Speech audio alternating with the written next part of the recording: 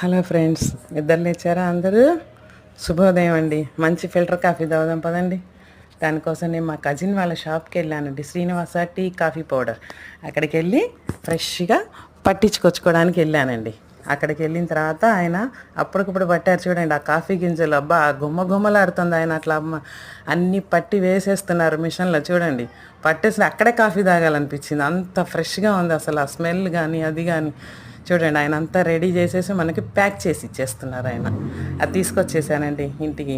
తీసుకొచ్చి కట్ చేసి చూసారా, కలర్ కూడా భలే ఉంది కదా. దాన్ని డబ్బాలో పోసేసి మూత పెట్టేసాను, టైట్ చేశాను. పొద్దున్నే లేచి స్టవ్ వెలిగించి పెట్టేస్తున్నా కాఫీ. వేడి నీళ్ళు పొయ్యి మీద పెట్టేసేయండి. పెట్టేసి ఫిల్టర్లో 3 చెంచాలు పౌడర్ వేసేసేయండి.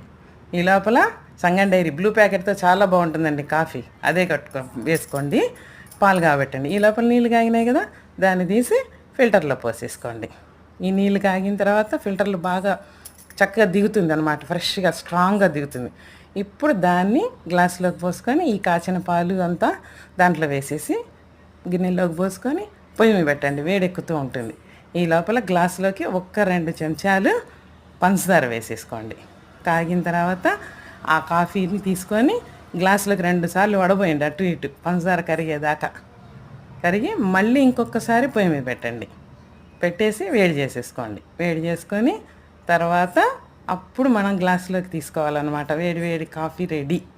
చూసారా, గుమగుమలాడుతుంది. తాగేసేయండి. తర్వాత దీనికి ఇంకొకటి ఉందండి, దానిపైన మీరు ఒక్కసారి ఫిల్టర్ చేసిన డికాషన్ కొంచెం అట్లా అయ్యండి, ఆ టేస్ట్ వేరుగా ఉంటుంది. ఆ కాఫీ తాగేస్తూ లైక్ చేసి, షేర్ చేసి, సబ్స్క్రైబ్ చేసేయండి. ఇంకొక విషయం ఉండదు, అది మాత్రం మర్చిపోకండి, డికాషన్ మాత్రం ఖచ్చితంగా అలా వేస్తేనే బాగుంటుంది.